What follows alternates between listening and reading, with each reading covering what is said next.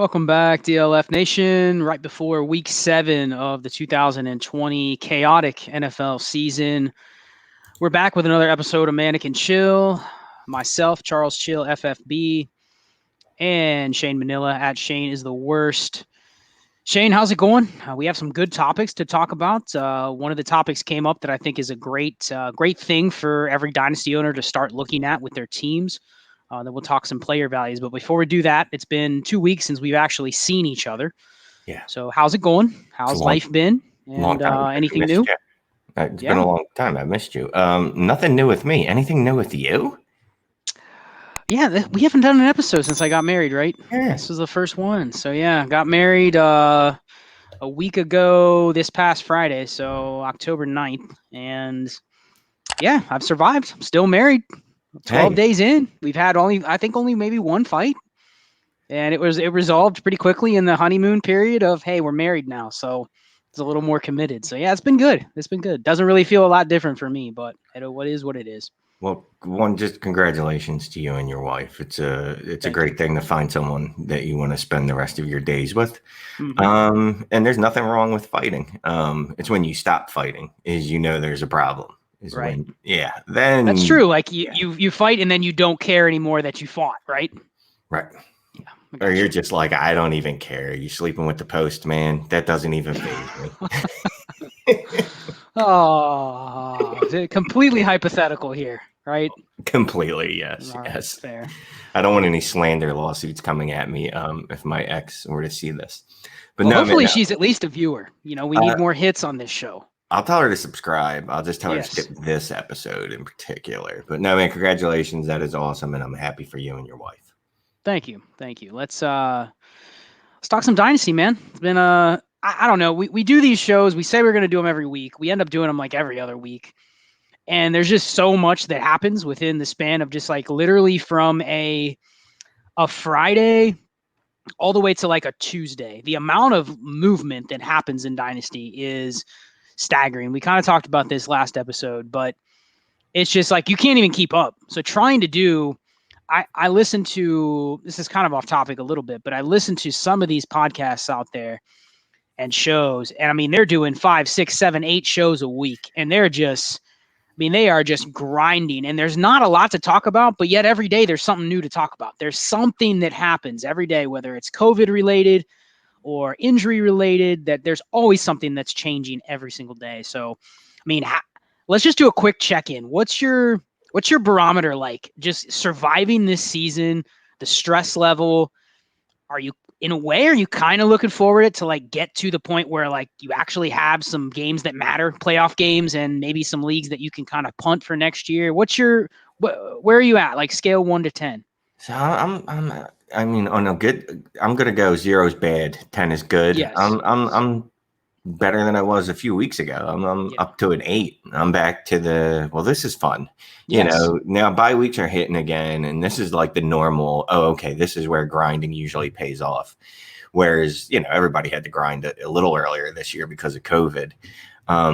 It feels like we've been prepping for bye weeks way more in advance. We know guys like Jeff Smith. We know guys like Isaiah Wright, where we might not even be learning those names until now. But, we've known these guys for weeks now, months in some cases. So I'm enjoying it. I have a few leagues where it's clear that those teams aren't going anywhere. So, I'll look to make the moves that I need to there. Because it's pretty tough to dig out of a 0-6 hole. Crazy things have happened. You could run off 6 straight, I'm sure, right? And be right there in the playoff hunt. But not likely, not very likely. And as we've talked about before, when we're in 50 plus leagues, you're just going to cut bait on some of those guys. Whereas, if you have 3 or 4 leagues, I can see sticking it out a couple more weeks, get the feeling right, get yourself to 3 and 5, maybe 4 and 5 in a few weeks and being like, all right, I'm still right in the thick of this. Yeah, and that's part of the discussion we were going to get into today is you said it perfectly that, you're looking at your leagues and it's been a draining season thus far, and it's not going to end. Don't get me wrong. I don't think we're at a breaking point where it's getting better. I think we're probably just at a point where We kind of know what this season's going to be. It's going to be, I think, more of what we've had the first 6 weeks. And now we have bye weeks. We have more injuries. We may even have some team dynamics that come into it. Coaches getting fired, front offices shaking up to where, I don't know, maybe there's more things off the field that impact, what we see on fantasy teams more so this year, just because you never know what's going through the minds of players, especially players that are on teams that are playing for nothing. So you really don't know. So there just could be a lot of things that still throw things for a loop the rest of the year. But, from a team managing perspective, it's obviously harder when you're in 50 plus leagues. I don't have time. You don't have time to, really examine every league. I mean, I'll look at my all play record. I'll look at my potential points. I'll look at where I stand. I'll look at my points for, points against, how are the playoffs determined? Is this something strange where it's victory points or, the last two seeds go to the high point teams and not the record. So maybe I'm a little bit lucky or maybe unlucky. Where do you kind of draw the line and say it's time to push these chips in and go for it? Or, kind of retool towards next year and basically try to get points off my roster. We'll talk about some scenarios, but like, where is that for you? Let's just say you have a 500 team, you're 3-3, you're middle of the pack everywhere. I mean, how much longer are you giving it? Are you willing to wait it out like maybe 3 more weeks or so to see where you stand? Like if you get to 3-6, you're done. 6-3, you're going for it. I mean, kind of what's your headspace say on that? So over the last, I don't know, a couple of years, I've kind of switched up a little bit. Usually I'd go, I'm in the middle. Let me just cash out what I can here and get my assets and worry about building a team for next year. I've kind of switched that up where, you know what, let me push in my chips for this year. Let me see what's going to happen. Now, obviously within reason. I'm not going to be giving up multiple firsts for Kareem Hunt. But if, someone wants my first for Kareem Hunt, looking like the 106 at that point, yeah, you know what? I'll risk it, knowing that, I could run off 3 straight losses and end up having that be like a top 4 pick, top 5 pick. But Kareem Hunt could also help my lineup go, push to 7-3, 8-3, or get to the point where it's like, all right, well, now it's a bottom 4 pick. So that's fine with me. When I'm buying assets, I'll still stay away from veterans. I'm still staying away from, I shouldn't say veterans, but I'm still staying away from super old players. Even Julio Jones, though I love him, because I don't know what's going to happen with him next year, for example, with the turnover there, and maybe Matt Ryan moving on and things like that. So I'll try to get younger-ish players, guys like DJ Chark, or if it's a tight end, obviously Mark Andrews, or even Travis Kelce, even though he's 32, but for tight ends, that's still a pup. Unless you're one of the guys we're going to talk about later. But it's also going to depend on what assets you have. If you're asset poor, you don't have any future picks to move. I don't want to trade Jalen Reagor for production this year that I think isn't going to sustain through, next year. James Robinson, for example, I wouldn't trade, and I'm sure the James Robinson owner wouldn't take it right now anyway, but I wouldn't trade a Jalen Reagor for James Robinson because I don't see James Robinson doing anything after this year. Whereas Jalen Reagor, he's a young guy that his value is at its lowest because he hasn't played. So I wouldn't make moves like that. So it's also going to depend on your assets. You got to look at what you have on your roster. If your team's ready, look, if your team is in the position still where 1 more injury, 2 more injuries is just going to off you, then you might want to start thinking about next year. Yeah, I think the kind of what you just said makes me think about a strategy that I've tried to implement over the last couple of years is, when you have, let's just say the example I gave, a 3-3 team, you're 6th in the league, maybe it's 6 teams make the playoffs. And so you're right now, if you have a couple breaks that go your way, you're going to make the playoffs. You're not going to get a bye. You're going to have to go through a gauntlet, probably beat 2 or 3 teams better than you to get to the championship, but you got a shot. And I think we've seen so much craziness and so much variance that's happened the first 6 weeks that if you get to the playoffs, let's just say the injuries hit your opponent really hard. I mean, you may be able to squeak out a couple wins and win a championship with the team that right now you're sitting there going, maybe I should rebuild. So that's very possible. But at the same time, like I have a lot of teams right now that are in the middle, somewhere from like 4 to 9. And I think they could go either way. So I am looking at the next couple weeks and saying if these teams have a couple big injuries, drop a couple matchups in a row, then I'm going to be really hyper aggressive to try to get to the bottom. But at the same time, I think another move that you can make that you can kind of play both sides is, let's say you're 3-3, 6 in the playoffs.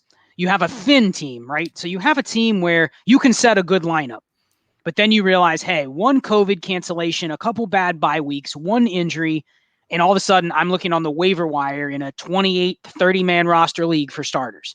Yeah, that's one of the things. Like I'm looking out, this week, if I have to go and bid on JaMychal Hasty or Anthony Ferkser, and I'm even considering them for my lineup, it's probably not a team that I should be saying, let's push all the chips in. There's probably some deeper issues there that I'm maybe covering my eyes on what the reality is with the team. So I think what you can do, you mentioned some players like James Robinson, but it also extends to maybe some older players too. Like I have a couple teams that are basically banking on starting a guy like James White every week, right? But I think what you can do is you can kind of hedge your bets. You can try to trade a guy like James White, try to get back some future value for him, but maybe it does open up a roster spot to where you can go and bid on JaMychal Hasty, or you pick up, flop James White for a pick and get back like J.D. McKissick or something like that, to where maybe you get the lesser player, but essentially the bet that you're making on the guy that you're picking up versus the player that you're going to start, the margin is really slim. So you're still kind of buying some insurance that, hey, I'm going to get something back for James White, and I'm taking on an equally useless player long-term, like a J.D. McKissick. I mean, he's basically just a purely situational player that could be useless after the end of this season. But essentially, you're essentially making the bet that the market that you're trading away is worth more than what you're getting back, but it fills the exact same role. So those are kind of deals that I've been looking to make on teams where I'm not really sure about. And I kind of try to just make the same bet, but I also try to get a little bit insurance back. So you can do it with running backs, especially. But you can do it with receivers too. I mean, receivers are so deep. There's so many of them. You can easily pivot from receiver to receiver if you think you can get a good deal. So just something that I would think about. I don't like. One question that we got was basically, when do you pull the plug? If you're a 3-3 team, the worst place to be is like the 107, 108. You make the playoffs, but then you get smashed. I mean, that's one of the worst places to be. So do you try to actually get to the bottom, or, I mean, what's your strategy there? Like, are you racing to the bottom on some of these teams that you're giving up? Like, are you gutting the roster to the point where you're purposely losing value just to dump points off your team? If it's a team where, like you were just mentioning, I need to get Anthony Ferkser, or I think that's how you pronounce his name. Ferkser, I need to get this guy that I can't pronounce his name so that I have a starting tight end this week. Then it's probably, it's time to look to the future. Now, obviously, with the caveat, look, maybe you had Zach Ertz and Evan Ingram and what's the guy that was good for 2 weeks, Logan Thomas or whatever, and it looked good, the first week. Maybe, something like that happened. And now it just so happens you have to get Ferkser because, Juno Smith was your fourth tight end and all your tight ends were decimated. Fine. Yep. Excluding that caveat. Same thing. We play in leagues where there's 13 starters. So starting, I don't feel bad about starting Isaiah Wright in a league where I have 13 starters. I don't feel great about it, but it makes sense when there's 12 other teams in the league and they all have to start 13. There's, you're going to be thin. But if you're in a start 9, you're in a start 10, and you're constantly having to start J.D. McKissick as like a high-end option on your roster, it's not great. He's going to give you 10 points a week, which fine. Most times it's not going to win or lose you a game if you look at your scores. Most times, I know we all have those games that have scarred us forever that we've lost by 0.13 or whatever. So you got to just. Luckily, most people aren't in as many leagues as us, so they can take the time and look at it. The thing is, though, is I can't fault you either way because, one, fantasy should be fun. So if your whole modus operandi is I'm just going to go all in this year and devil may care next year, that's fine. As long as you understand that next year your team possibly could be very bad again.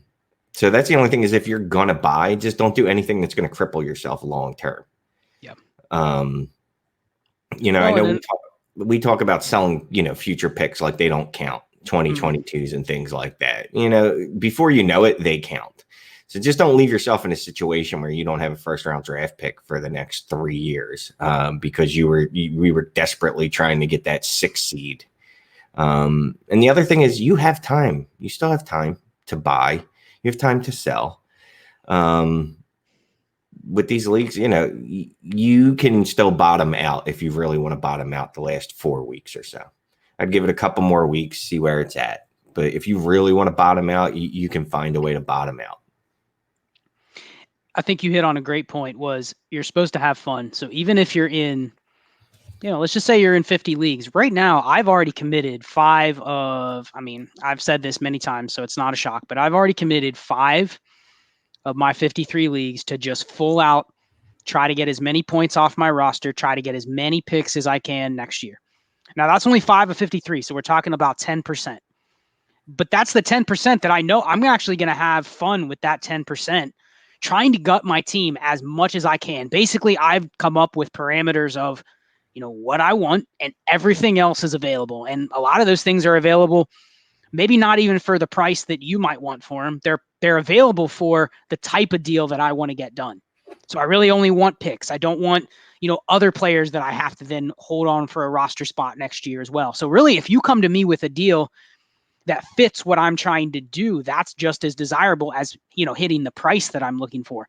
So if that's going to give you the joy of doing that over the next couple months, where you just get to say, I'm loading up for next year, I have all these picks, then I'm going to be able to spend 3 months, you know, educating myself on the draft class and working on trades, you know, because there's the dead period from like, you know, January to March where half the people in your league may be checked out. I mean, they may not respond. They may not do anything during that time. So if you can be active and have something to do, then that maybe will be more fun for you. But I do think that you do have to also look at your league settings. And one of the things I think we can probably both discuss, because we're in so many leagues, is every league's different. You know, there are leagues where, you know, I was telling you before we started that I'm in a 16-team super flex league where quarterbacks are, you know, and it's 30-man rosters. So the quarterbacks are impossible to get if you don't have them. And so instead of trying to trade for them, which, you know, if you go out, I know you're in a really deep 16-team super flex too. Like if you go out and try to trade for just an average quarterback, say like a Jared Goff or something like that, you probably have to mortgage 2 years worth of picks just to buy one. And then what happens if that guy turns into, you know, Jimmy Garoppolo or Kirk Cousins, where it's like, dude, he may only last for 1 more year. Then you've basically sunk yourself entirely just on essentially trying to fill a hole. So, you know, that league specifically, the 101 is given to the team that wins the consolation tournament. So I'm looking at that league going, okay, I still need to be a strong team, even if I'm the second to worst team. I cannot just completely tank. Otherwise, I'm going to end up with the 107 or the 108 or whatever it might be. And whether you think that's fair or not, that's the setting in that league. Other leagues, you know, potential points might be what determines the 101 or the 102. So in that case, yes, I want to dump anybody that I don't think has value past this year off my team. You know, Kyle Allen, Joe Flacco, those kind of guys gone, because I don't ever want them to count towards my potential points. So I think you have to start looking at that.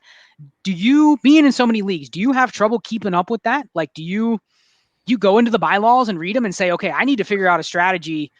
I need to come up with a strategy in like the next 15 minutes and go from there. Like, do you have that stuff memorized, or how do you handle it? Nope. Yeah, memorized. Yeah. Okay. I'm going straight into league settings for just about every league I'm in.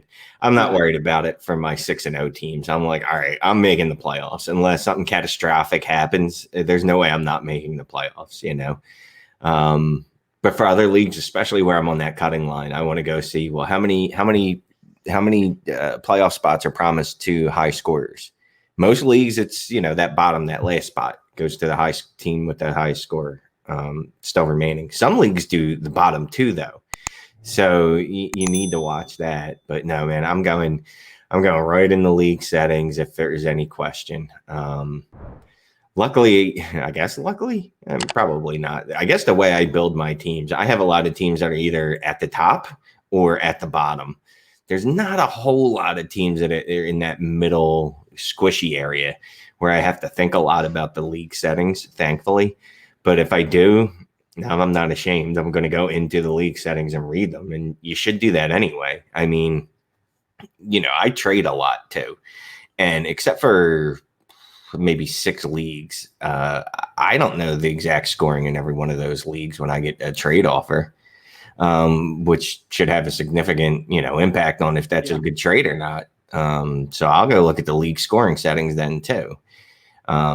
Nothing wrong with that at all. If you're only in 2 leagues and you have them memorized, good for you. Once you get to about 4 or 5 leagues, though, I'd suggest you go in and check those things out. Because some leagues have victory points. I don't even understand how those are exactly calculated, but I know they exist. So, you look at your record and you're going, I don't understand. I'm 4-2. I should be closer to the top. And then you see next year, your little standings there, your victory points are at like 8. And you're like, well, that's not good. Huh? So it's important. You got to know that stuff. I know everyone knows John Bosch, but John Bosch would implore you to know your league settings. And don't ask him the league settings. You definitely have to know those. It's like basic stuff that I think a lot of us still overlook. Yeah. Well, it's funny because the one thing, I commission a lot of leagues, which helps me memorize the settings. I'd say 25% of the leagues I'm in, I'm the commissioner or co-commissioner. So I have an idea of exactly the scoring because either I set it up or I thought up the settings and stuff before the league started. But yeah, I mean, unfortunately, everyone knows that's listened to my podcast, I'm very much like a process person when it comes to building teams. So I have a lot of teams that kind of look the same, a lot of depth, a lot of options, constantly looking to flip players for their market cost, to hedge my bets on, hey, I have a really good team. I have some extra pieces. Let me push some of that value to the future, but I still plan to contend. So I'm really not like a team that's trying to shed players so that I can't win. I'm still trying to win. I'm just trying to hedge my bets on, maybe I have a lot of shares of one player, trying to cash a few out for a pick. That doesn't mean I don't want to win, but that specific league, it just made sense that there was a buyer. So, I have actually, it's funny. I have one of the teams I had committed to being one of those rebuilds, right, that I was mentioning. I was 0-5, and I'm sitting there going, man, I'm 0-5. But then I go, and it's one of those safe leagues where it's potential points determines the draft order. So I'm basically in the worst place you can be. My roster is full of, I have like 5 tight ends. You can only start 3. I have a ton of receivers. So my potential points are getting smashed every week. I'm like 5th in the league in potential points. But I was 0-5 and, 4 games out of being like a playoff team. So I'm just like, man, this is the worst place I can be because I'm looking at getting the very worst playoff pick, even though nothing has gone right. There's been a ton of injuries and whatnot. But then last week, so I got frustrated with that league and just kind of set like a haphazard lineup. Like, okay, this is going to get me by, whatever. I went through, I dropped a couple players. Like I dropped some guys that I knew were scoring points that were worthless. Picked up like Darius Geis, Antonio Callaway, like guys that I know cannot score any points. And then lo and behold, I score a record number of points last week and win. So now I'm 1-5 and only 2 games back of the last playoff spot with a pretty strong team if I get some guys healthy. So it can just change like that. And if that league was not potential points and it was just record wise, I probably would maybe have not even set such a competitive lineup last week. Maybe would have gone maybe a little bit more for the tank. But now I'm like, hey, if I win 2 more in a row and I sneak in, this could be a team that gets there if we have some players rebound. And one of the players on that team, Shane, it's a 2 PPR league for tight ends, is Zach Ertz. And he's just been killing me. Because I actually am relieved on all my Zach Ertz teams this week because I'm not even tempted to play him. Like that name doesn't suck me in to where I have to put him in and say, maybe this is the week he's going to get 8 for 50 in a 2 PPR league. Man, that's 21 points. I'll take that. And then he goes out and he gets, 8 or 9 or whatever he's been doing the last month or so. But I want to talk about Zach Ertz, unless you had any final thoughts on, just strategy or whatnot. But just want to talk about Zach Ertz, man. Where's his value, Mr. Former Eagle fan? It's not great, Bob. So I just jumped on to the site that we write for, Dynasty League Football, that Great people site. are watching this video on their YouTube channel, and looking at Zach Ertz's trade value. And it's funny because people have been, I hope no one's taking a victory lap, because people have been predicting Zach Ertz's doom for the last 5 years now. Yes. So if you're taking a victory lap on it, you need to shut up unless, you just joined the party this year. Because for as long as I've been alive, Zach Ertz I've been told that Zach Ertz was going to fall off that year. So it appears that he finally has, though. He gave you 8.2 points, 6 points, 2.5 points. It's not great. We were talking about this off air, and you noted that he's not a player that ever really won because of, just because of his physicality. It wasn't like he went out there and he was some kind of supreme, unicorn. He got targets. He was steady-handed, sure-handed. He was always where he was supposed to be. And then this year, just no. So just going back to your original question, his value, people were looking for a reason to discount him anyway. And now that they have one, he's getting sold pretty low. I've seen 2 trades on the Dynasty League football site, Dynasty Trade Finder, where Zach Ertz was traded for Jace Sternberger straight up, which is insane because Zach Ertz is coming off a tight end 4 or 5 season. I forget. It was definitely a top 5 season, and he's not that old for a tight end. But he does, and it's our favorite word, he looks washed. But that's not even, it's weird because Sternberger's not even trending up. It's not even like you're buying a guy. I mean, I could even see if somebody was really convicted on someone like Jordan Akins or Logan Thomas or Mo Alley Cox, and they're just like, hey, I like this guy. I like his profile. He's right in that sweet spot, 26, 27 years old, where you kind of see some breakouts for tight ends. I could see that, but I mean, Sternberger, he's been the opposite. He's been a guy that he's already 24 and really hasn't done anything now in his second year. So yeah, that's kind of that's a tough one right there. I think that's a little low. It's you can't even start him. Like, that's the thing. Exactly. So I know you're not doing that for production. And I've been on record as saying you need to trade Robert Tonyan because I don't believe in him either. But it's not so much that I don't believe in, Tonyan as a player. It's because he's getting a 15% target share. So, and he's producing fairly well with that. So if I'm Green Bay, why am I moving on from Robert Tonyan? And then he's young too. He's athletic. Why would I move on from him for Sternberger? Sternberger already couldn't beat this guy out. Mm-hmm. So yeah, that's an interesting trade. That's one of those trades, though, I think people out of frustration make. They just I'm tired of sticking Ertz in there. Like you said, he was getting me 2 points, 8.6 points, and now he's going to be out for the next 3 to 4 weeks. I'm just done with him. I'm just going to get rid of him. If someone's, going to trade Zach Ertz for Sternberger, I mean, at this point, you might as well go out there and just blanket your leagues with offers of a third for Zach Ertz. And if they get mad at you, just be like, look, I went on the Dynasty League football website. I went on their Trade Finder app, and I saw this trade a couple times. So don't be mad at me. I'm doing what the market says. Because if Sternberger's not even worth a third to me right now. Just blanket your leagues for a third. Assume maybe Zach Ertz will get out of his own head. He's got some issues with the contract. Understand that there's a very high probability that he might not be in Philadelphia next year if they can find a way to move that contract. But even then, he'll still only be 33 at tight end. I mean, for a third round pick, which apparently is what he's worth, there's worse bets to make.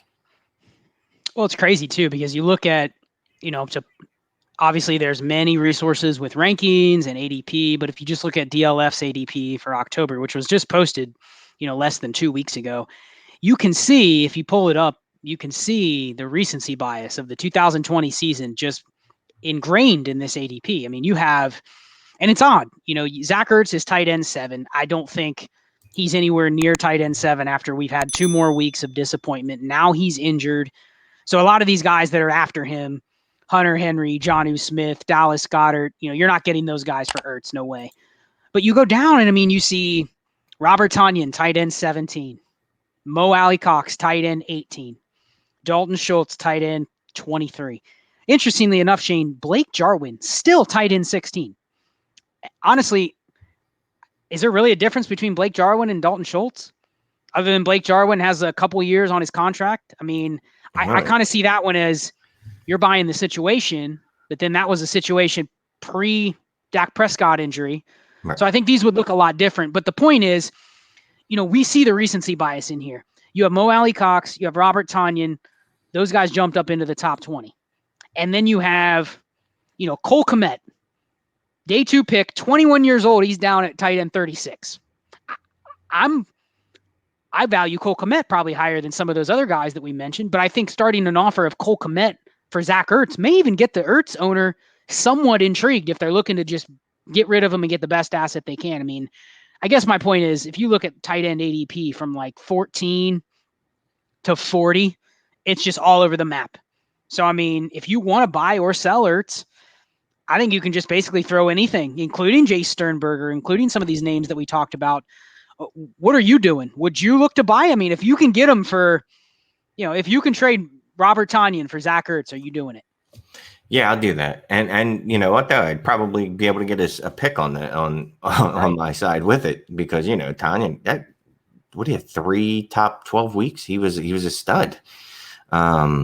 Like I said, his target share is 15%. The last time I looked, it was 2 weeks ago. I don't know what it was the other night when they lost Green Bay, but I'm going to assume it wasn't super high. I'll take Ertz all day over Tonyan. Zach Ertz at his worst is what we're seeing this year. I can't imagine that continues going forward. There's no obvious reason for it. I look for reasons. Like that's what I need. I need something goes, okay, this happened because this.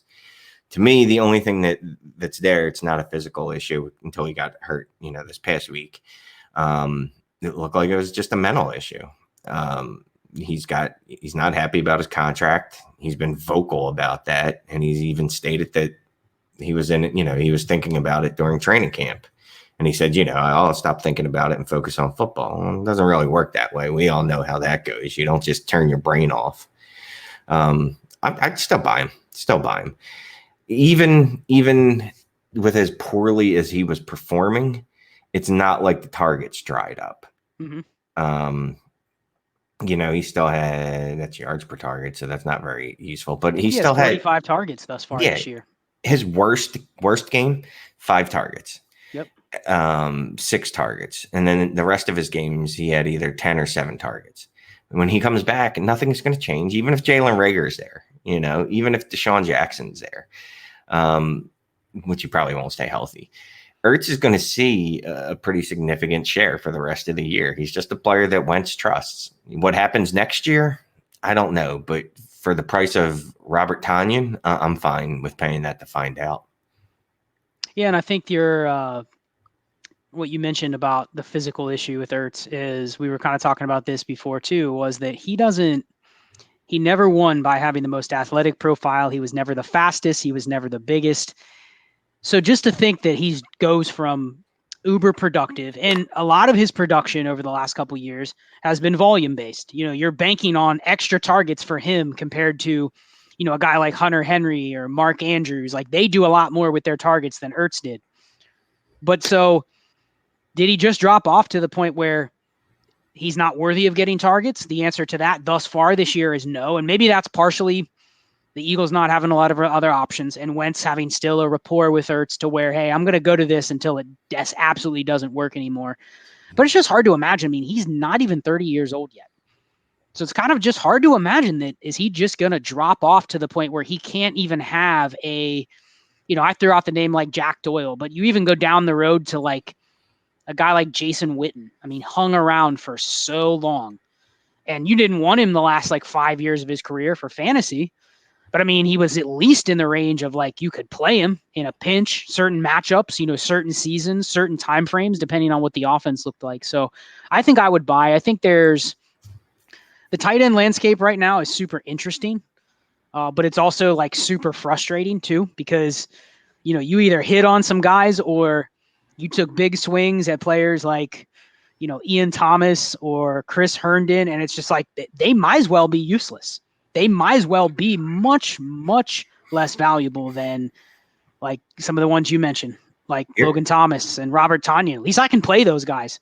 That's what I was going to say. You're better off not even having Herndon on your roster, because they just suck you in because you still think of the name and the profile, and you're willing to wait years. And I mean, I'll wait for Gerald Everett and David Njoku until they wash out of the league. And who knows how much equity I am wasting with those roster spots. And I'll kick myself if one of them hits, but truthfully, all those guys I mentioned, Njoku, OJ Howard, obviously now he's hurt, but Herndon, Everett, when do you cut bait on tight ends like that? I love tight ends so much. I know. Just the physical guys. Look, Everett, he had a great week last week, right? So now, rest of this season, I'm still in on him. And then you know what? I'm going to talk myself into wherever he lands next year. I'd rather. Well, that's a good point, though. That's a good point, because I think if you have these guys, part of the reason why I think we like a guy like Everett or Njoku is because they could have the value change, not necessarily because we think they're going to go somewhere new and smash and be a startable tight end one, right? But it's kind of like the Trey Burton effect from a couple years ago. Trey Burton was a complete flop when he went to Chicago. But if you had him before he went there, that last 6 weeks in Philly when Ertz was hurt, the Super Bowl year, I mean, he really increased his stock. And then he went to Chicago and signed a decent contract, and people jumped him up to like tight end 7, tight end 8. Yeah. Now, if you were smart and said, yeah, this guy, he's undersized, he's not going to be on the field full time, I should probably sell this profile because he's probably not a starter, you did well. So I know, if Njoku goes somewhere new next year, I'm going to be tempted to be like, dude, he could be really good. But maybe it's the combo of, I know the rest of the community likes the name, the rest of the community likes the profile. Now they may like the landing spot. So I have myself a sellable asset that I can use. So that's why I want to buy now. So it's just kind of it's an interesting game to play with the tight end, because you really do have to wait it out for the market. And it's fun because, not fun, but, we can always tell ourselves the Delaney Walker story. Well, he went to a second team and he was much better. Look what happened. That kind of ignores guys like Eric Ebron, even though he had one really fantastic year in Indianapolis. Well, what did he do outside of that? He was nothing the following year. He's been useless this year.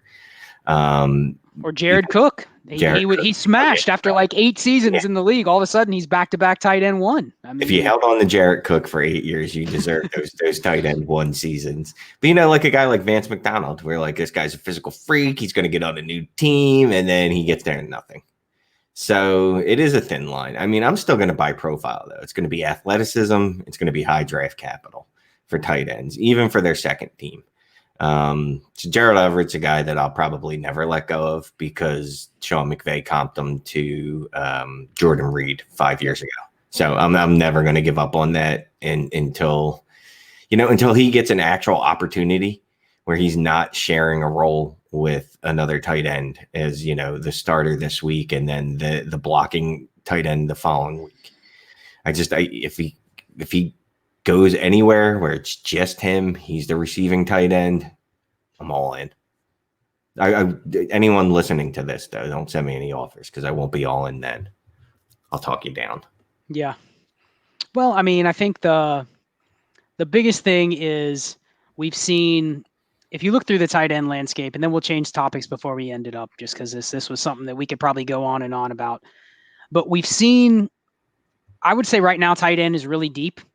But then you go to set your lineups every week, and the level of how many players you can actually trust is probably, you can count on one hand. I felt really confident starting, guys like Mike Gesicki and Jonnu Smith last week. I know he got hurt, but it's like there's very few tight ends that you can just plug and play, and they're going to give you a target floor, and they're going to give you some sort of production floor. So I really think it is, not to kind of play on our show's name, but it really is like one of the most manic positions where it's like there can be stretches where a guy looks dominant, a la like Tyler Higbee last year. And all of a sudden this year, the team's just not using him. And it just goes like that. There's no explanation. I don't think he got any less talented, or his profile was the same. They even paid him a massive contract, so that wasn't an issue. So it's just like, what's the explanation for why he's being used differently? And I'm not smart enough to watch games and figure that out. That's why I tend to just do what you're talking about: buy profiles, play the market. If someone really thinks Robert Tonyan's going to be a top 15 tight end for the next couple of years, dude, sell. Even if I'm 6-0 and in first place and I need a tight end, sell for what his price is. I'll take my chances that I can backfill every week and just stream or do the best that I can to fill those points up. So, last thoughts on tight end, Shane? A couple of years ago, maybe a couple of years ago now, I wrote an article for somewhere, basically talking about going all in on tight ends, but specifically guys like Travis Kelce, Mark Andrews, at the time Zach Ertz. I feel like I'm forgetting someone. George Kittle, yeah, that guy. Somehow forgot him. Yep. Feel free to overpay for those guys. That's always going to be my mindset on those guys. I'm not going to go too far down that road after with them. I'm not going to like, hey, Darren Waller, even though his target share is immense, I don't put him in that tier. But if you can somehow pry a Travis Kelce, Mark Andrews, George Kittle from a roster, it's okay to overpay for that. If for nothing else, at least some of that peace of mind tax, where you go, I'm sticking George Kittle in. At worst, he's going to give me 10 points at worst, which is a tight end, top 12 week. Or Travis Kelce too. I think it was Grant Barfield had a stat that he's been a tight end, top 12 tight end 20 out of the last 22 weeks. Just think about that, and that's not even low end either. Many of those weeks he was probably the tight end one. Yeah. So I'm willing to pay a comfort tax. I don't know if that's a great real word, but I'm going to use it. No, that's good. I think people understand what you're saying. Is basically you're getting, it's an ugly word in our world, consistency, but you're probably getting your best bang for your buck in terms of reliability at the position, from week to week with some of those guys versus any other position, even quarterback. There's even been some weeks where Lamar Jackson or Patrick Mahomes aren't finishing in there just because, quarterback can be very matchup based, even more so than some other positions. So, last thing I wanted to ask you, I know we can move on to another subject, but I wanted to ask you just quickly, since you're a former Eagles fan, two guys that really come to mind. Like, one, I think maybe a player we undervalued a little bit is somebody like Austin Hooper, just from the standpoint of he is basically what he is. But it looks pretty secure that he's probably going to be that for a little while. He gets you his 5-6 targets a week, and usually he catches most of the targets that come to him because they're low ADOT, easy to catch targets mostly. Never going to get you probably more than 60 or 70 yards, might get you a touchdown. But, those guys are fewer and far between than what you really think. And then on the opposite, you have a guy like Dallas Goedert. Do you think the narrative on Goddard's just going to be like, is it already he's like impossible to acquire now because of Ertz? Like if you want him right now, you're paying like Mark Andrews level prices to get him pretty much, or Fant or Hawkinson level prices to get him. I gotta hope it's below that. I mean, I haven't tried to acquire him, but if you've got to pay those prices, just go get Fant or Hawkinson. And I like Goddard. I think Goddard's a really good player, really good. But I think Fant is special, and I think Hawkinson is special as well. And I don't think either of those three guys right now are at Mark Andrews level, although I could easily see Fant reaching that if he comes back and smashes this year, and Hawkinson as well. Like but those are two of the guys that was a historic class when those two came out. Literally, just those two by themselves, it was a historic class. How good they are, based off their profile. So if I can get those two for the same price as Goddard, I'm buying them all day. And I like Goddard. I think Goddard's going to be really good. I think he'll be a consistent top 8 tight end. But Fant and Hawkinson are guys that have those George Kittle weeks in them. Not maybe to the consistent level that George Kittle does it or Travis Kelce does it, but they have those weeks in them, more of those weeks in them than I think Goddard does. Yeah, I agree with that. I think the fact that I haven't even gone out to inquire about Goddard just because my perception is that he's going to be, the time to buy him was when he got hurt and Ertz was out there. Now it's the opposite. Now Ertz is down. Everyone's anticipating Goddard's going to come back. I think he could come back as early as tomorrow. It sounds like it's going to be next week, but still, like the time to buy, the window to buy him, to go get him right now, you probably have to be really convicted. You got to go say, hey, I'm going to pay up. And I just don't think the position itself warrants, like you said, why would you pay that price for Goddard when there's other guys that have already been doing it and you can probably get for the same price? So the fact that I haven't even thought to go out and buy him probably says that he's a little too difficult to acquire. But Hawkinson's a great buy right now too, still. Yeah. Still people are a little upset that he didn't smash last year and he's had a couple down games this year. Well, I mean, that's the nature one of a second-year tight end. Definitely a guy I'd love to buy. And Fant, I think the secret's out. He was my tight end one last year. I was telling everyone and they didn't believe me. But I think Fant, the secret's out. I think any buy low window, it's closing quickly. So he's a guy you're definitely, if you can get either of those two for what you're going to pay for Goddard, just pay for them. Yeah, and I think Hunter Henry is another one that, if you look at his target share over the last couple of years, it looks kind of low on paper, but then you factor in how many games he's missed. It's actually up there. It's not quite to, like Kelsey level or Ertz level in terms of targets per game, targets per snap, but it's up there higher than you think just because he's missed so many games that, I think he's somebody, especially with Herbert coming on now, that you can maybe bank to get into that tier of, I don't think he ever is going to get into the elite tier, but I think you could probably still buy him because, he costs something, but it's not, I don't think he doesn't have like the Fant level buzz or where Mark Andrews was last year, where you really had to pay up and be convicted to get him. So that'd be another one that I would probably look to buy if you want to buy on the way up. All right, Shane, any last minute topics? Anything you just wanted to throw out there? I got nothing other than, look, it's what's this, week 7 now? What are we in? Week 7 coming up. Yep. Week 7. Enjoy it. We've only got 9 more weeks, including playoffs. Some of y'all might only have 6 more weeks. 7 more till technically most playoffs start week 14. So just enjoy it. Have fun. Just don't complain.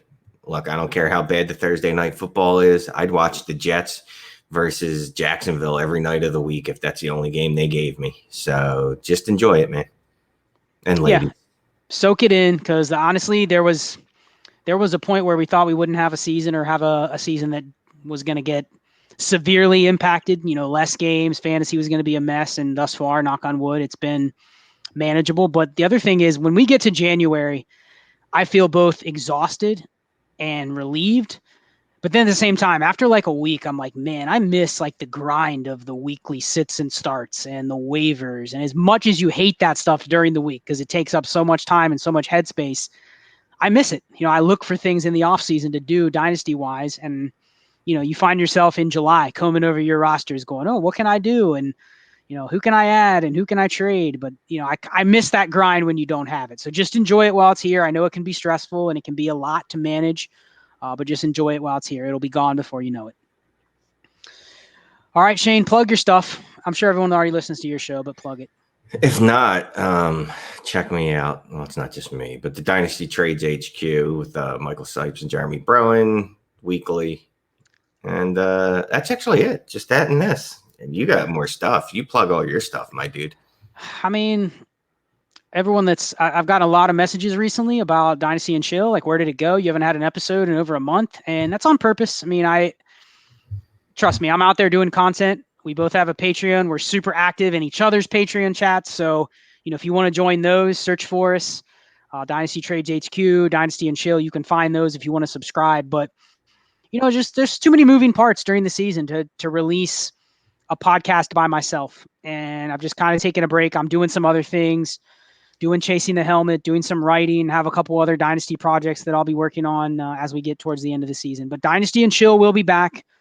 There will be a couple episodes during the season. It'll probably just be, friends of mine like Shane or other people coming on, and we're just going to talk and just banter. And if people don't like that, they don't like it, but you're getting our true selves. You're getting, our true thoughts on what's going on in the season, strategies, tips, whatever it might be. But yeah, Dynasty and Chill will be back.